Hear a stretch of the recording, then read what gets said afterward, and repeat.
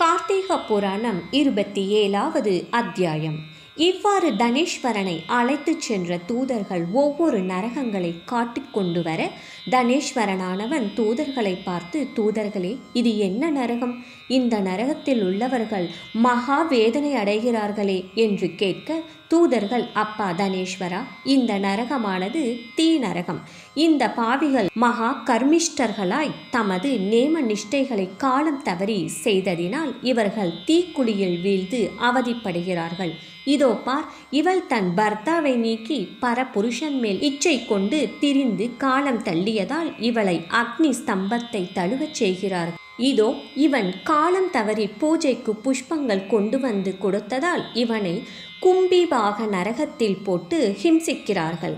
இவன் தன் சிற்றன்னையை பெண்டாள நினைத்ததால் ரௌரவம் என்னும் நரகத்தில் கிடக்கிறான். இவன் தன்னை பெற்ற